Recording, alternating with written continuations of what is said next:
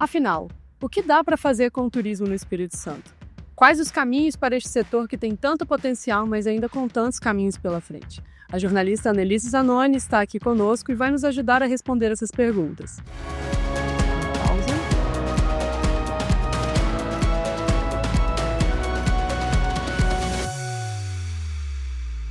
Olá, sejam bem-vindos ao podcast Destinos ES, onde a cada episódio conversamos com o convidado sobre o turismo no Espírito Santo, seus desafios e suas belezas. Seja bem-vinda, Anne. Obrigada pelo convite e é um prazer poder conversar um pouquinho sobre esse estado tão lindo e tão diverso. Antes de irmos para as perguntas, este podcast é um oferecimento de Assembleia Legislativa do Espírito Santo, democracia que fortalece o futuro.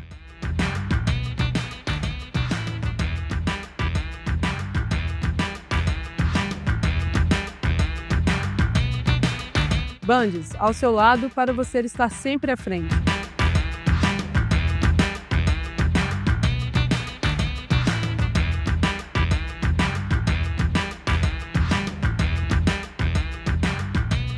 Banestes, juntos para o futuro.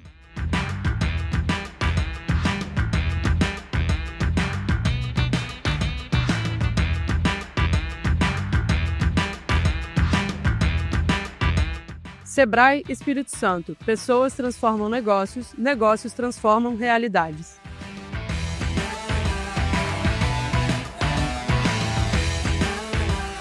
Então é isso, Anne. Você chegou tem quanto tempo? É a sua primeira vez no estado? Como é que está sendo? Bom, numa semana no Espírito Santo eu já consegui ter uma imersão, assim, bem, não digo completa, porque eu acho que o estado tem muita coisa para a gente visitar, muitos pontos para visitar, mas eu consegui conhecer um pouquinho de cada destino, de cada perfil, e fiquei muito impressionada com o estado do Espírito Santo. E é a sua primeira vez? Minha primeira vez por aqui. Você tinha ouvido? Não. Você já tinha ouvido falar? Porque a gente sabe também, a gente entende a realidade de que os outros estados não têm muita noção sobre o Espírito Santo, porque a gente fica ali meio perdido, né, entre alguns estados que são maiores, que são grandes, capitais também, e aí alguns estados acabam não ouvindo da gente. É verdade.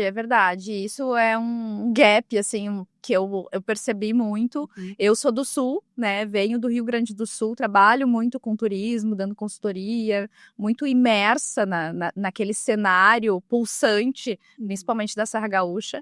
E a gente não conhece o Espírito Santo de fato, assim. A gente ouve falar muito pouco do estado e, inclusive, se perguntar, a gente não sabe ter referências, né, sobre o estado do Espírito Santo. Então, mas eu acho que existe um grande potencial aí para ser trabalhado, porque ele não é simplesmente um estado de passagem, né, de fazer uma visita e dar uma passadinha. Não, fiquei uma semana no estado e senti falta de ter mais dias, assim, para conhecer melhor, para conseguir viver mais o estado. Então, eu acho que tem muito trabalho para ser feito para que o estado seja descoberto pelo Brasil mesmo. E pelo exterior, por que não, né? Também, com certeza. E desse tempo que você esteve aqui, ou até também do que você já conhecia antes, o que você percebeu que é poderia ser o nosso maior atrativo, mas que está sendo subaproveitado? Me chamou muito a atenção a região lá da Pedra Azul. A região da Pedra Azul eu achei encantadora, assim, com beleza natural, com situações muito autênticas, né, de um Brasil diferente, de um Brasil autêntico, da imigração, da beleza natural, da natureza muito constante, assim. Então, eu acho que é um destino que ele está pronto para receber o turista, ele precisa, obviamente, de uma série de ajustes, mas eu acho que é o destino que seria, assim, aquele da gente, o destino perfeito para fazer a sedução, assim, para seduzir o turista, a porta, né, de entrada desse turista pode ser ali, porque ele tem um potencial muito grande. Mas o que eu percebi ali, que a pedra é o coração, né, daquele destino ali, da região da Serra. E talvez ele seja uma região muito de passagem, As pessoas vão ali, querem estar próxima da pedra, querem fazer a foto ali perto, mas eu acho que uma ideia interessante seria fazer uma integralização de experiências que tem ali, né? E até mesmo de desenvolver novas experiências para que o roteiro tenha diferentes perfis, né? Que não seja só daquela pessoa que está indo ali para fazer a foto, para estar perto da Pedra Azul, mas também para viver experiências autênticas. Então, eu acho que seria o destino que realmente tem assim, uma identidade e que ele já está semi-pronto para ser desenvolvido, né? Para ser melhorado, na verdade, para ser melhorado, para ser mais divulgado. Então, eu citaria essa região aí que é fantástica. Sem falar que é muito próximo da cidade e das praias, né? Também. E sem contar também que você só conheceu Pedra Azul, você foi nas regiões adjacentes também. A gente tem uma parte da montanha nossa é um pouco grande, né? A gente tem outros municípios também. Sim, não, eu acabei fazendo ali a rota do Lagarto, né? E conhecendo alguns pontos. Infelizmente estava chovendo em um dos dias, mas também conheci um pouco do litoral, aqui também da região de Vitória, fizemos passeio de barco, canoagem, então deu para ter assim, uma ideia bem interessante sobre o turismo do estado. E aí, a gente falando inclusive sobre essa diversidade, né, que a gente tem montanha, tem praia, como que a gente conseguiria empacotar isso para transformar num negócio vendável, né, e atrativo também para o público?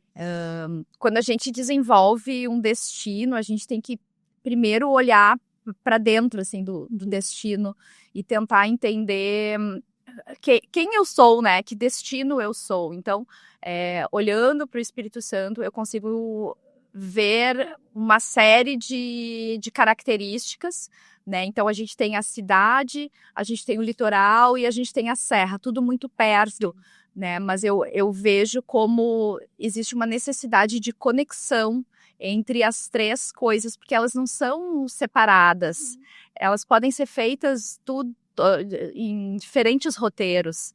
Então, eu apontaria assim como a criação, uma roteirização, uma curadoria de experiências dentro de cidades. Então, a gente pode criar, por exemplo, por que não criar um roteiro para quem gosta especificamente de turismo de aventura?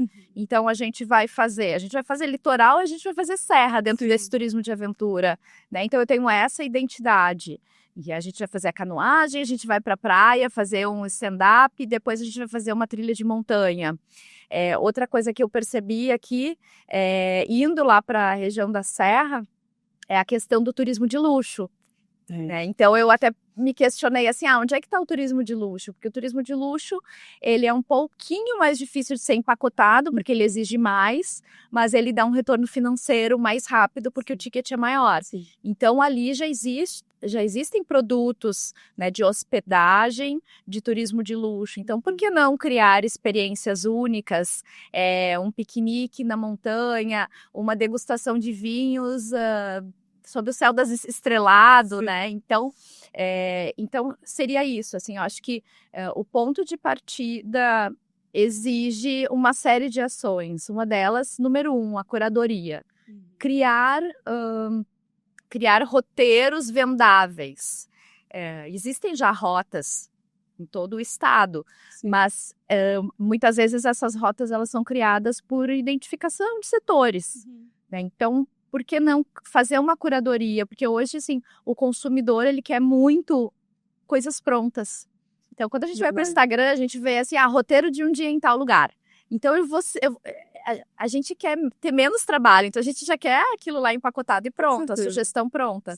Então, dá para criar, roteiro de um dia se você quer, sei lá, viver o mar. Então, vai em tal e tal praia. Ou viver a experiência de montanha. Então, eu vou tomar um café da manhã em tal lugar, depois eu vou fazer um piquenique, eu vou almoçar. Então, fazer essa curadoria, criar os roteiros e depois roteiros que são compatíveis ao mercado, Claro. criar o desejo. Depois que a gente cria o desejo, a gente tem o produto de prateleira. E aí a gente tem que divulgar. E aí tem que divulgar muito. E dentro aí, principalmente, trabalhando com conteúdo. E aí, no caso, como funcionaria essa divulgação? Seriam parcerias, governo, estado, empresas? Como que funcionaria? E aí, trabalhando também com influências?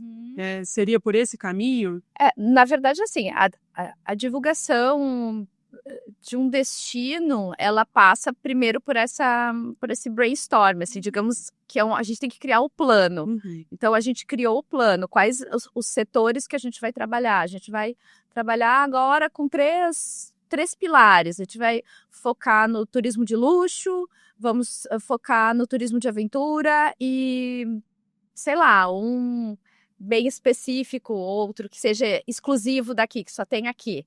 Sei lá, das moquecas capixabas, tá? Da gastronomia, que são coisas únicas. Sim. Então, vamos trabalhar esse daqui. E aí, como a gente faz?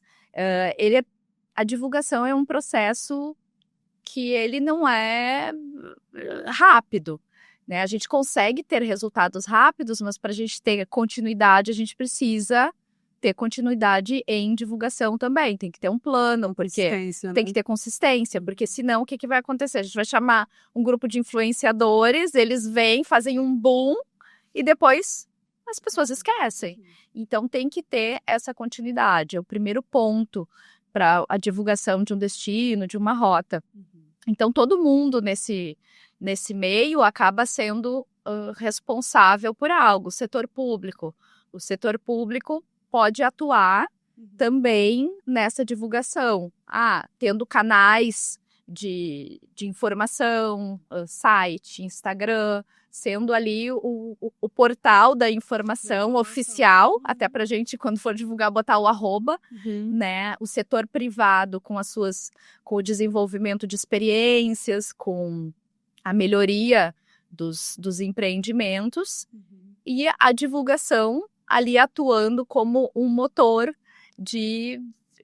para expandir a informação, os roteiros, cada vez mais. Então, assim, todo mundo acaba sendo responsável, porque quando a gente divulga um destino, a gente precisa ter um ecossistema que funcione como uma orquestra, tem que estar tudo funcionando. A mesma coisa, não adianta a gente divulgar muito e aí vem muita gente e a gente não tem como atender. Não dá conta. Não dá conta. Então, por isso que muitas vezes também é importante, né, ter um consultor dentro do empreendimento para fazer ajustes de experiência. Então, é tudo integrado, não se faz turismo sozinho. Todo mundo... Não tem como. Não tem como, é uma economia, uma grande economia. Então, o turismo precisa que toda a máquina funcione para poder dar certo. Inclusive, a gente tem visto muita divulgação do estado espontânea pelo TikTok, né? Eu tenho percebido uma explosão de turistas que vêm e falam assim, olha a praia que eu achei escondida aqui no Espírito Santo. É um vídeo que dá, assim, 80 mil curtidas com 1 milhão de visualizações. Então, assim, uma explosão que aí eu acho que entra muito isso que você está falando, da falta desse ecossistema. Porque a gente explode, as pessoas vêm para cá e acaba, às vezes, podendo sentir falta dessa infraestrutura por trás, né? Dessa organização por trás, né? Exatamente, isso é muito comum. Se a gente contrata, por exemplo, um influenciador que trabalha em grande escala e a gente não está preparado para o resultado, a propaganda ela pode ser totalmente negativa, porque daí a pessoa vai chegar lá, vai chegar um grupo e vai dizer assim, nossa, o lugar é horrível, porque eu não consegui comer, não tinha lugar para eu ficar na beira da praia, não tinha hotel. Então, tem que estar preparado também. Então, por isso que é um ecossistema que tem que andar junto e que precisa de planejamento. Sim. Então, muitas vezes, é melhor a gente atuar em áreas que já estão preparadas e que daqui a pouco não vão ter um fluxo muito grande. Vamos começar pelo turismo de luxo? Vamos, porque não vai vir em grande escala, mas financeiramente ele também, né, o ticket é mais alto, a gente consegue organizar melhor. Ou realmente está preparado para para esse tipo de divulgação. E uma outra coisa que é muito importante é a gente pensar no turista como o turista daqui. Sim. Que está aqui na cidade, que não conhece conheço. o seu próprio estado. Eu que trabalho no Rio Grande do Sul, eu canso de ouvir pessoas que dizem assim, gente, não tem nada para fazer aqui no Rio Grande do Sul, só tem Gramado. E é mentira, porque tem muita coisa para fazer. Então, o que falta é as pessoas começarem a ver o seu estado de uma outra forma. E isso a gente consegue por meio do conteúdo. Então, quando eu trabalho no Instagram, por exemplo, achadinhos, lugares fora do óbvio. Nossa, o lugar explode, pelo menos em audiência. E depois a audiência já é um indicativo de que virão as reservas e a gente vai ter um retorno aí a médio e longo prazo. Então, e as pessoas nem sonhavam que existia aquele lugar.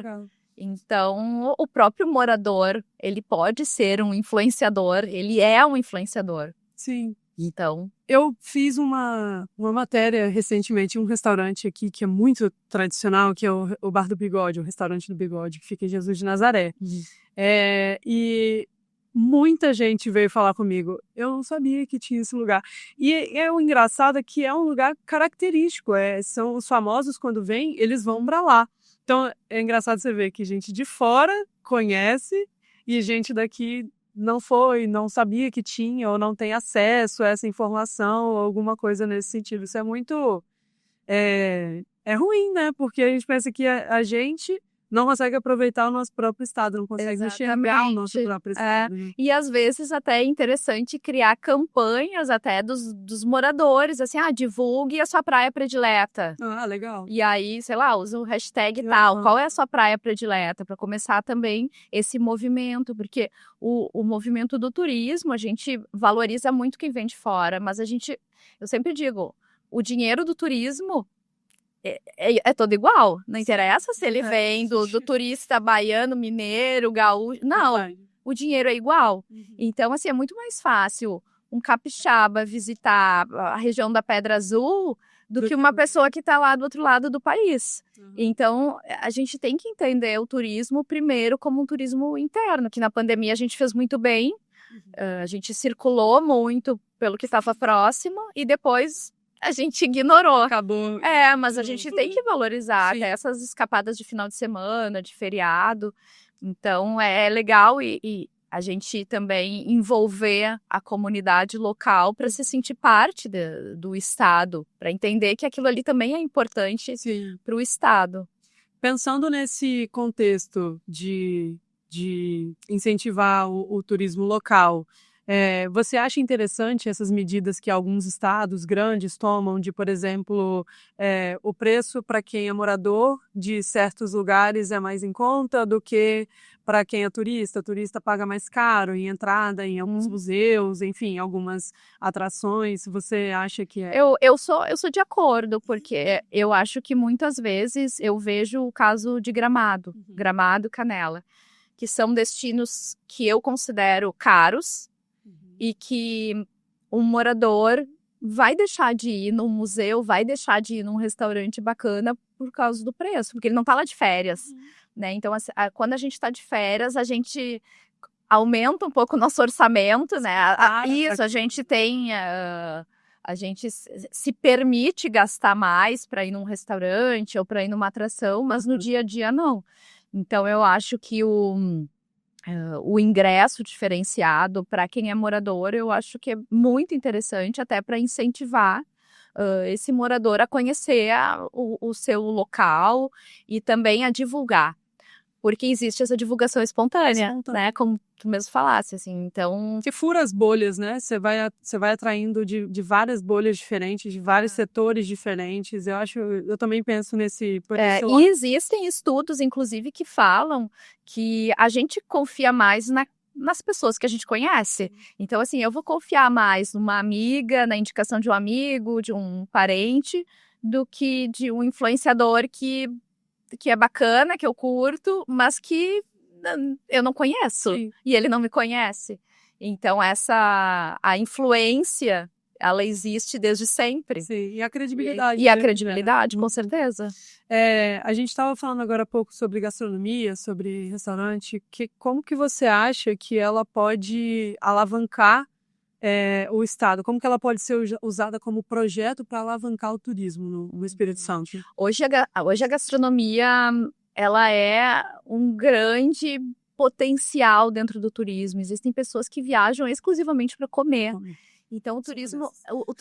eu amo também, eu vou dar uma pesquisadinha qual é o restaurante número 1, Sim. ou para comer comida típica. Então, hoje o turismo gastronômico ele está super em alta. Então, a gastronomia é sempre aí um ponto muito importante, ela não é mais um acessório de sobrevivência para o turista. A gastronomia é uma experiência. Então, todos os destinos, os empreendimentos que enxergarem a gastronomia dessa forma vão estar ganhando não só novos clientes, como divulgação, porque a divulgação espontânea, quando a gente gosta, ela é natural. Então, e a gastronomia é um atrativo turístico também. Então, vários empreendimentos dentro do Brasil já entenderam isso e acabam criando experiências únicas. Então, restaurantes, inclusive, que não é só chegar lá e comer. Então, é um restaurante que tem uma atração ou que o prato tem uma história. E acho que aqui existe uma riqueza muito grande gastronômica e que é muito diferente, por exemplo, para mim, né? Lá a gente não tem pratos com frutos do mar, pratos típicos. É bem diferente. É muito diferente, então não tem esses pratos típicos. Então, contar as histórias dos pratos, envolver esse turista, criar aula de culinária, né? Isso no Sul, a gente tem aulas de culinária, de aprender a fazer massa com as nonas italianas.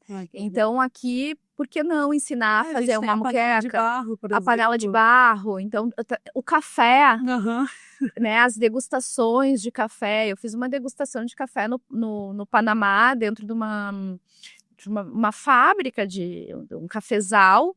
E uma degustação que eu nunca tinha feito, assim, com vários, não só os copinhos de café, mas aí eles ensinavam a maneira de sorver o café, com uma colherinha, sem a colherinha. Então, assim, imagina, vocês têm um potencial cafeeiro enorme. Sim, estamos entre os melhores do país, assim. Dá para desenvolver muita experiência e gastronômica. Sim. Então, assim... das cervejas, então tem muita coisa. Então tem potencial, inclusive dá para criar uma curadoria exclusivamente gastronômica, de comer e beber bem no Espírito Santo. Tem vários lugares que podem entrar nessa lista, inclusive, que dá pra gente montar com certeza um muito legal.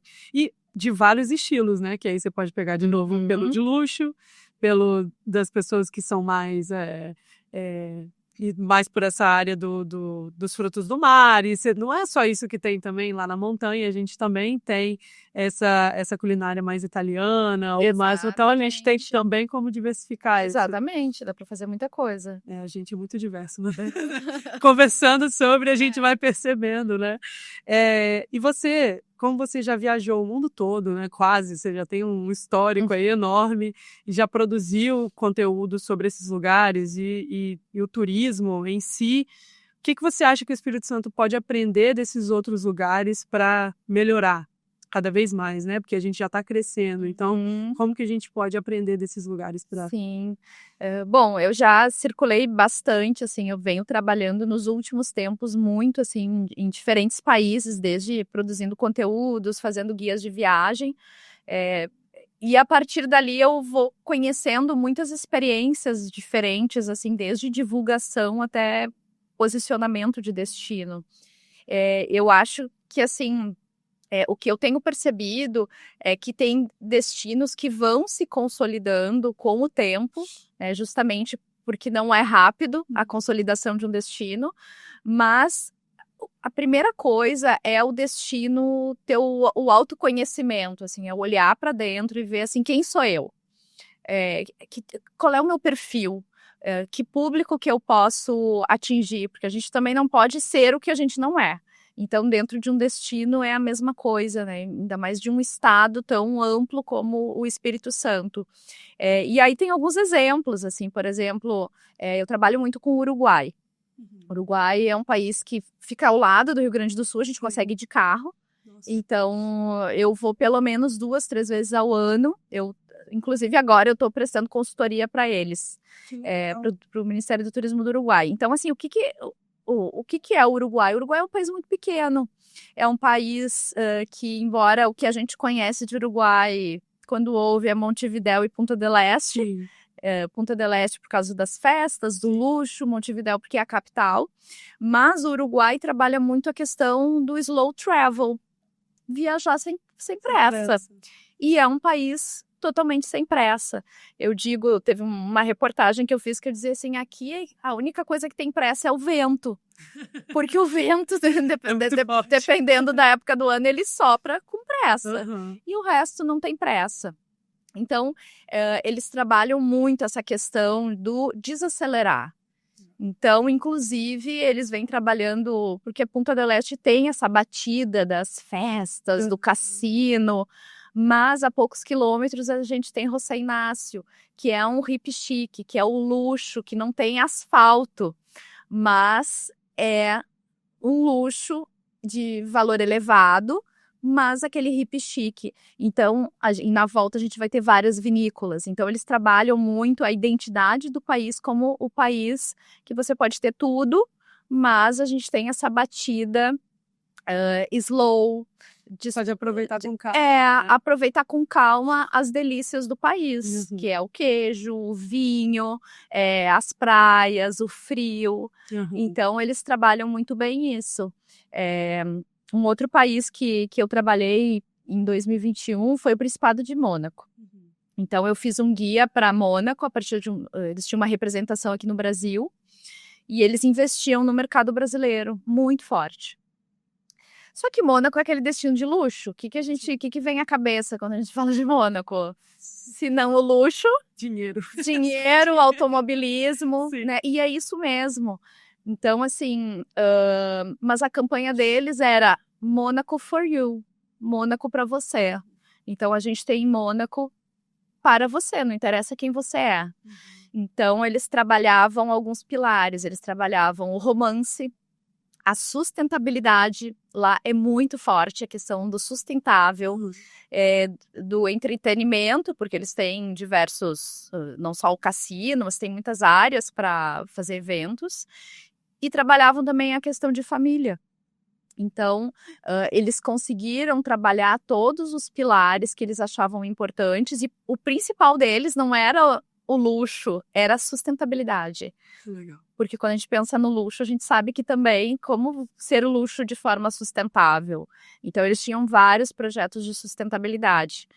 E aí, quando eu fui para lá para desenvolver o guia, eu acabei eu quero... vou ter as experiências e tal, mas eu também quero conhecer o que o turista faz. Aí eu peguei um ônibus, né? Eles têm um ônibus. Aí eu fiquei esperando o ônibus, e aí eu tava sem bateria no celular, aí eu vi que na parada ali de ônibus tinha tomada pra gente carregar o celular. Eu tô com fome, eu vou no supermercado. E aí eu vi como é que era o supermercado, e aí quando a gente foi fazer reunião de pauta para desenvolver o guia, eu disse, olha, ele é um destino de luxo, mas ele é um destino democrático. Porque se eu não tiver condições para ficar num hotel que é caríssimo lá, eu posso passar o dia em Mônaco para curtir, para ter essa experiência da minha maneira. E eles falaram exatamente isso que a gente quer. Então, é isso, é conseguir se ver, né, quem você é como destino, e como vai trabalhar isso. Então, exatamente. Então, eu acabei trabalhando muito a questão do democrático, um luxo democrático que todo mundo pode experimentar, né? Mesmo que não fique né, no maior luxo, mas assim, eles tinham quiosque de champanhe no centro da cidade. Então, assim, eu não preciso ir pro bar mais caro, mas eu posso ali juntar meu dinheirinho e pegar uma taça de espumante e curtir. Então, assim, para mim é um case, assim, muito interessante quando a gente fala de posicionamento de destino. E aí tem outros, né? Acho que Portugal também vem se posicionando, porque Portugal não era o destino que é hoje em dia. Há 20 anos, quando eu tive lá pela primeira vez, a gente falava de Portugal dentro da Europa, eles torciam o nariz, né? Porque era um país pobre da Europa, um país que não tinha, né? Mas depois eles começaram a ver que eles tinham a própria identidade, começaram a trabalhar isso e hoje é um dos destinos mais desejados, com estrela Michelin e tudo. Então, Mas eu acho que é isso, né? Entender, então, que é um processo e que leva trabalho e tempo. exatamente.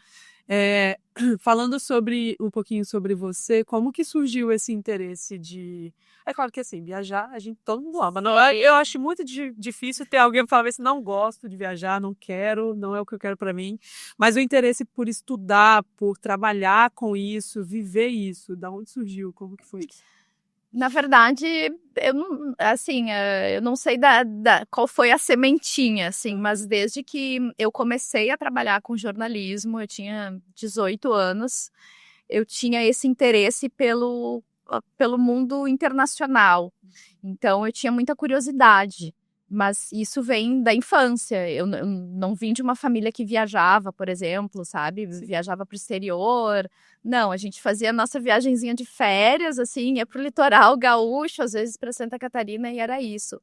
Mas eu sempre sonhei muito, assim, de querer trabalhar, de fazer outras coisas, conhecer a vida lá fora. E aí, quando eu comecei a trabalhar com jornalismo e fui para uma grande redação de jornal, eu fui muito focada, assim, eu quero trabalhar com turismo, eu quero trabalhar internacionalmente, na verdade, eu queria trabalhar fora. Tanto que, assim, a minha primeira reportagem, eu era estudante, eu fiz uma viagem para o Rio Grande do Norte, e aí eu conversei com o editor do jornal, e aí eu eu fiz todo o caderno, eu fiz a capa do caderno de turismo sobre a Praia da Pipa. Então, a minha primeira publicação foi sobre a Praia da Pipa. Eu tinha 19 anos. E aí, com fotos minhas, e daí aquilo ali me acendeu, assim. Nossa, eu quero muito trabalhar com isso. É isso que eu quero. E aí, com o tempo, assim, daí eu trabalhei na editoria internacional, acabei ficando 12 anos na redação do jornal, do maior jornal do Rio Grande do Sul. E aí fui direcionando, então trabalhei no caderno de turismo, fui fazendo outras coisas e sempre muito ligada a isso. Então eu trabalho há mais de 20 e poucos anos ali com turismo e depois nunca parei, porque depois eu fui morar fora, daí eu fui morar na Irlanda, que eu também queria ter uma experiência maior, internacional, daí eu circulei por toda a Europa. E aí os meus freelas também, trabalhando como freelancer, eu sempre trabalhei ou com gastronomia ou com turismo. Então hoje, sempre por esse lado. Então eu comecei a fazer muitos guias de gastronomia do Rio Grande do Sul, Serra Gaúcha. E aí eu nunca saí desse ambiente, sabe? Então fui sempre daí estudando e trabalhando. E até que depois eu virei consultora de turismo. E às vezes as pessoas acham que eu sou turismóloga, mas a minha formação é a comunicação. Eu sou jornalista, tenho doutorado na área de comunicação também. E hoje eu atuo basicamente com turismo, gastronomia e com vinhos. Com as coisas boas da vida. Nossa senhora, só pra parte boa. Mas eu trabalho muito, aí as pessoas acham que a gente só se diverte, mas não, tem muito trabalho, muita produção por trás, muita responsabilidade, justamente porque é um setor da economia, é um setor que gira muito e que a gente precisa estar sempre com estratégia e com um olhar nos dois lados, né? Sim. Tanto no destino quanto nos desejos ali do turista e do consumidor. Uhum.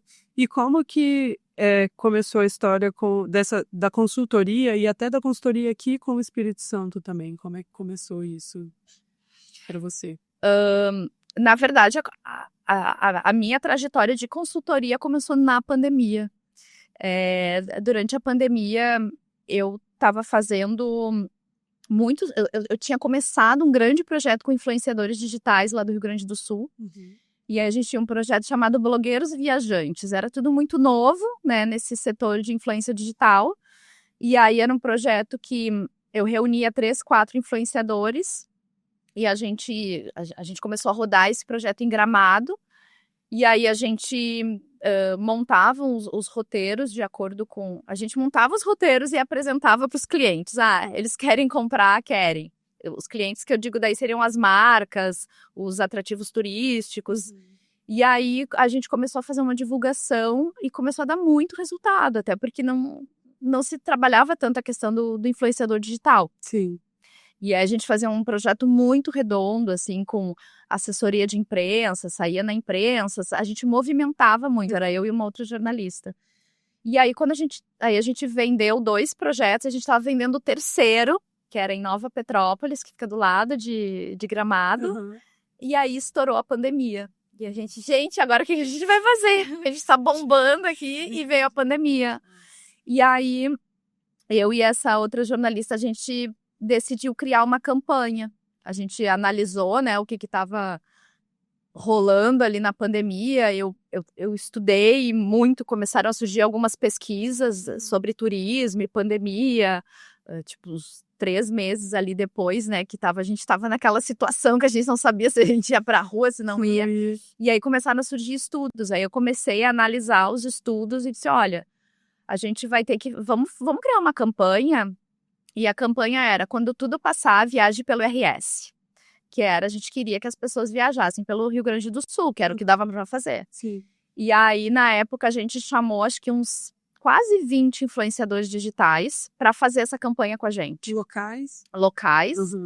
E tudo espontaneamente. Então, a gente criou um texto e cada um falava um pedacinho, assim, do texto.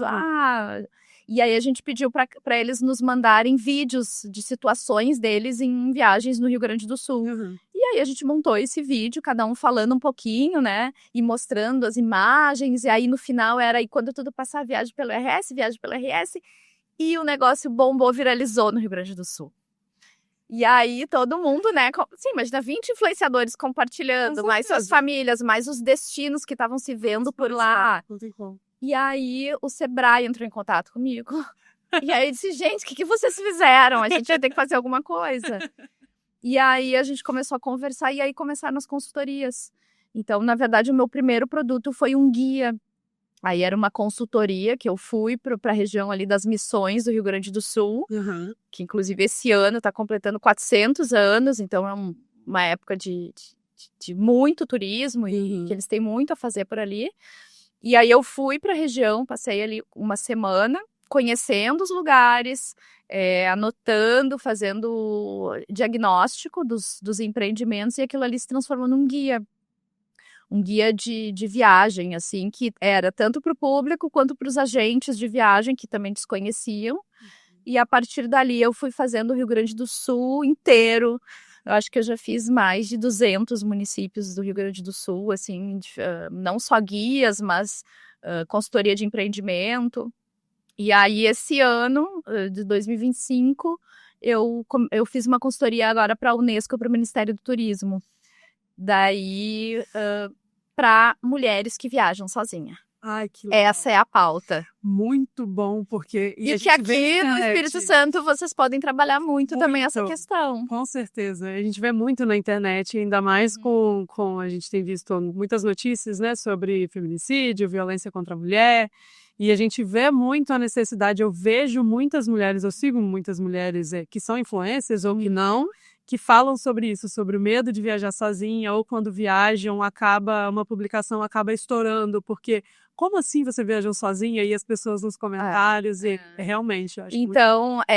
é uma temática que eu acho que eu quero trabalhar muito esse ano, essa temática, porque eu fiz uma pesquisa com quase 3.000 mulheres brasileiras sobre viajar sozinha, que faz parte desse material, mas eu acabei fazendo a pesquisa por espontânea vontade, até para entender um pouco do cenário, e a gente tem muito medo de viajar dentro do Brasil, mas existem muitos destinos que são seguros para as mulheres. Então, o Espírito Santo pode também, por exemplo, se posicionar como um estado seguro para as mulheres que viajam sozinhas. Então, desde protocolos de segurança, o primeiro guia que foi desenvolvido para a Unesco foi um guia para os empreendimentos saberem como atender essas mulheres. desde canais de segurança até dica de restaurante, porque muitas vezes a gente tá viajando sozinho e eles colocam, senta lá naquele lugarzinho lá no fundo, porque daí não vai atrapalhar aqui o movimento, né? Então, coisas assim que não podem acontecer e não precisam acontecer. E o Brasil tem esse grande potencial. E a gente, em 2027, a gente está recebendo Copa do Mundo de futebol feminino em várias capitais. Exatamente. Então, o país tem que estar preparado para receber essas mulheres, porque muitas mulheres virão. Sim, com certeza. Então... E até muitas mulheres de outros estados vão viajar, às vezes, para o Brasil para viver isso. Para viver um momento de futebol. Sim. Nossa, muito legal. Então, tem muita coisa. Quero ver essa campanha, inclusive.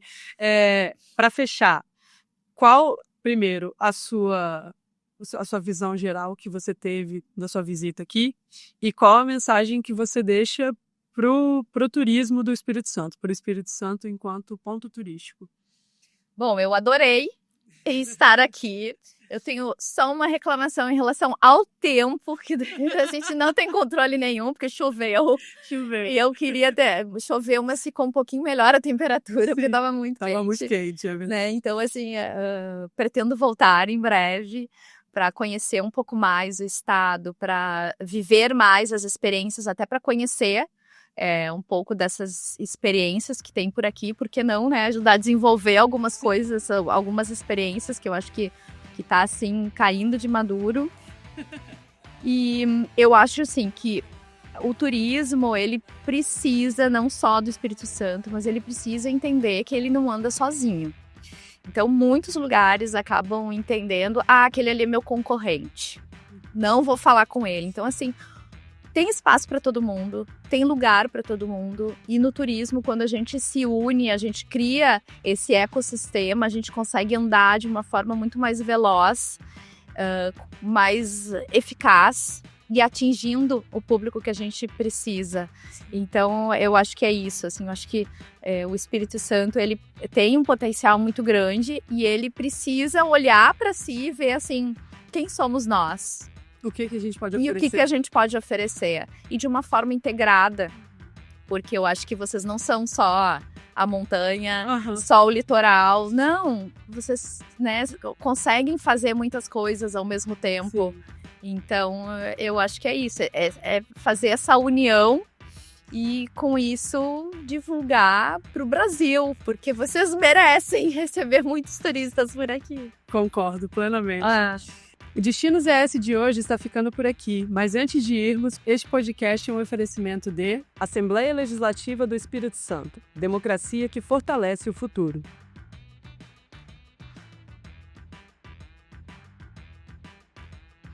Bandes, ao seu lado para você estar sempre à frente.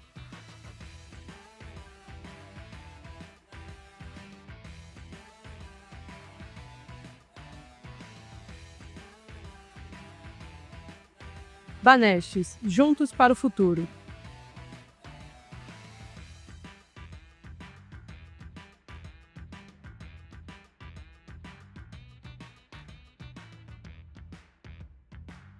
Sebrae Espírito Santo. Pessoas transformam negócios, negócios transformam realidades.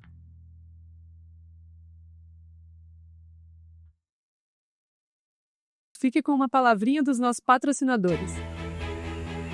Eu me chamo Tradição. Meu nome é Respeito. Pode me chamar de família. Me chamo Educação. Meu nome é Fé. Nós somos a Agnes e acreditamos que os valores dos capixabas são a identidade do nosso estado. Valores de um povo que trabalha, confia, empreende e faz o nosso Espírito Santo se desenvolver. Os valores são a nossa força e a nossa energia e inspiram a Assembleia Legislativa a trabalhar com transparência e responsabilidade para defender o que é direito de cada capixaba, o que é valor para cada um, como segurança, empreendedorismo e oportunidades. Com a ALIS, o Espírito Santo cresce e o capixaba se fortalece. Assembleia Legislativa do Espírito Santo. O Espírito Santo é uma terra de oportunidades, um dos estados mais competitivos para a abertura de negócios e a atração de investimentos. E o Bandes é o parceiro estratégico para empresas que atuam no mercado capixaba. Somos um agente transformador da realidade local, com soluções para dar competitividade aos setores produtivos. Apoiamos os ecossistemas de inovação, a implantação de tecnologia e de infraestrutura. Financiamos a modernização industrial, o setor turístico e as empresas de comércio e de serviços.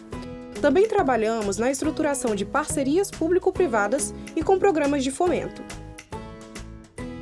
Sempre alinhados às causas de sustentabilidade, buscando preservar os recursos naturais. Bandes, investindo na transformação sustentável do Espírito Santo.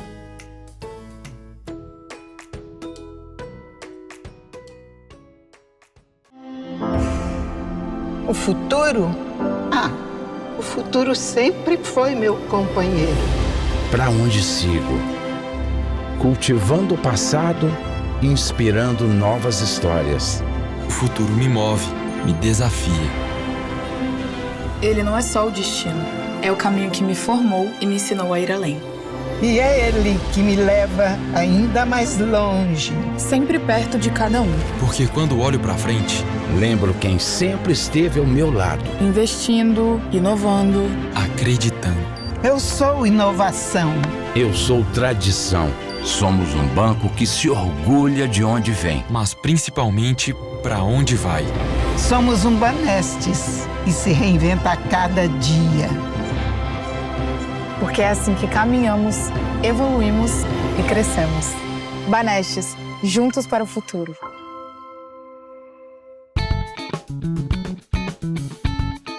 Quando a vocação de um lugar encontra a força certa para impulsioná-la, o cenário pode mudar muito rápido.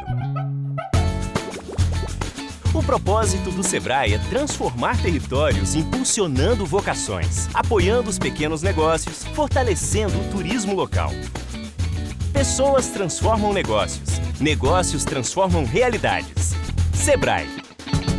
Então é isso, Ana. Obrigada por ter aceitado o nosso convite para falar do Espírito Santo, do turismo, de tudo que a gente tem de ponto positivo e também de ponto negativo ou ponto a melhorar. Mas é isso, muito obrigada por ter participado. Viu? Eu que agradeço a oportunidade, espero em breve estar de volta aqui para viver todas as experiências desse estado tão lindo. A gente pode fazer um vídeo parte 2, inclusive, da sua volta. E é isso, nós ficamos por aqui. Continue nos acompanhando pelo revistaes.com.br e pelo Instagram, no @revistaesbrasil. Até a próxima!